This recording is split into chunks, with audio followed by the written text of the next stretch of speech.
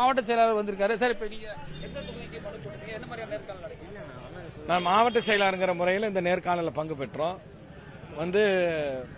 நேர்காணல்ல எல்லா விண்ணப்பதாரரையும் தலைவர் அழைத்து பேசி இந்த 5 ஆண்டு காலத்தில் நடைபெற்ற திட்டப்பணிகளை எல்லாம் கேட்டு செய்திருக்கிறார்.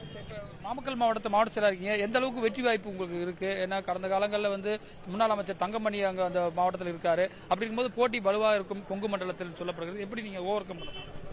முன்னாள் அமைச்சர் அதிமுக தங்கமணி இருக்கிறாரு. அவர் அந்த மாவட்டத்தை சேர்ந்தவர், அந்த மாவட்டத்தில் தான் இருப்பாரு.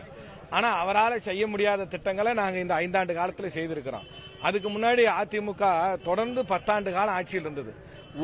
அந்த மாவட்ட மக்களுக்குன்னு ஒரு துரும்ப கூட எடுத்து போடல. இன்னைக்கு ராசிபுரத்துக்கு தனி குடிநீர் திட்டத்தின் மூலமாக குக்கிராம வாரியா குடிநீரை கொண்டு போய் சேர்த்திருக்கிறோம். நாமக்கலுக்கு தீர்க்கப்படாத பிரச்சனையாக இருந்த புறவழிச்சாலையை அமைத்திருக்கிறோம். நாமக்கல் தனி மாவட்டமாக உருவானது சேலத்திலிருந்து 1996. இந்த மாவட்டத்திற்கு தனியாக ஒரு மாவட்ட மத்திய கூட்டுறவு வங்கி இல்லாமல் இருந்தது. நாமக்கல் மாவட்டத்திற்கான தனியாக ஒரு மாவட்ட மத்திய கூட்டுறவு வங்கி உருவாக்கி இருக்கிறோம். அனைத்து இடங்களுக்கும் குடிநீர் பிரச்சனையை தீர்த்திருக்கிறோம். இது இல்லாம குடிசை இல்லாத மாவட்டம் தமிழ்நாட்டில் நாமக்கல் தான். தலைவர் அவர்களுடைய கலைஞர் கனவில்ல திட்டத்தின் மூலமாக இந்த நாமக்கல் மாவட்டத்தில் என்னால் நெஞ்ச நிமிர்த்தி சொல்ல முடியும். இவ்வளவு தோழர்கள் என்கிட்ட இருக்கிறாங்க. மாண்புமிகு அமைச்சர் இருக்கிறார், மாண்புமிகு சட்டமன்ற உறுப்பினர் இருக்கிறாரு. எல்லாத்துக்கும் கலைஞர் கனவில்ல திட்டத்தில் வீடு கொடுத்தோம். குடிசையே இல்லை எங்க மாவட்டத்தில். எங்களால தைரியமா சொல்ல முடியும். அந்த அளவுக்கு உங்க பக்கம் இருக்காங்க சார். இளைஞர்கள் புதிதாக வந்த டிவிகேவுக்கு செல்கிறார்கள் சொல்கிறார்கள். எப்படி இருக்கு இளைஞர்கள் உங்க மாவட்டத்தில்? இளைஞர்கள் எங்க நாமக்கல் மாவட்டத்தை பொறுத்த வரைக்கும் நம்ம மாநில இளைஞரணி செயலாளர் அடிக்கடி சுற்றுப்பயணம் செய்யக்கூடிய மாவட்டத்தில் ஒன்று நாமக்கல் மாவட்டமும். அவர் இளைஞரணி செயலாளராக பொறுப்பேற்ற பிறகு இன்னைக்கு எவ்வளவு உத்வேகத்தோடு திமுக இளைஞரணி உயர்ந்திருக்கிறது உங்களுக்கு தெரியும். இதுக்கு நான் எதுவுமே சொல்ல வேண்டியதில்லை. இந்த மாநாடுகளே சாட்சி.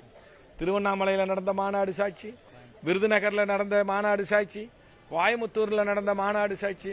மாநாடே சாட்சி. இளைஞர்கள் இன்றைக்கு திராவிட முன்னேற்ற கழக பக்கத்தில், குறிப்பாக துணை முதலமைச்சர் இளைஞரணியினுடைய செயலாளர் அவருடைய தலைமையை ஏற்று எதிர்காலத்தில் அவர்தான் இந்த இயக்கத்தை வழிநடத்தக்கூடியவர்கள் என்பது இளைய சமுதாயமும் ஏடிஎம்கேவும் கொங்கு மண்டலத்தில் ஸ்ட்ராங்கா இருக்காங்கன்னு சொல்லப்படுகிறது. எப்படி வீழ்த்த போறீங்க?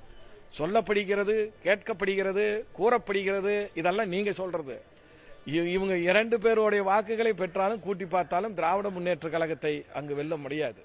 அதனால அவர்கள் மக்கள் ஏத்துக்கல. நாங்க கூட கிராமத்தில் போய் இந்த மகளிர் சுய உதவி குழுவுக்குலாம் நாங்க இந்த அடையாள அட்டை கொடுத்தோம். அப்ப நாங்க கேட்டோம், சட்டமன்ற உறுப்பினர் அமைச்சர்லாம் கேட்டோம். யாருமே கிராமத்தில் இருக்கக்கூடியவர்கள் அதிமுக பிஜேபியோடைய கூட்டணியை வச்சதை ரசிக்கல. அதுக்கு அவங்க சொன்னது என்ன தெரியுமா? 2011 அந்த அம்மையார் ஜெயலலிதா அவர்கள் இருக்கிறப்ப மோடியா லேடியான்னு கேட்டாங்க. அது எங்க நாமக்கல் மாவட்டத்தில் எதிரொலிக்குது. நீங்க விசாரிச்சு பாருங்க. நாங்க போய் கேட்டா போதும். ஜெயலலிதா அம்மையார் இருந்தா கூட பிஜேபியோடு அவர்கள் கூட்டணி சேர மாட்டார்கள். அவர்கள் மோடியா லேடியா என்ற அரைகோவல் விடுத்தார்கள் என்பதை கிராம மக்கள் வரைக்கும் போய் ரீச் ஆயிருக்கு.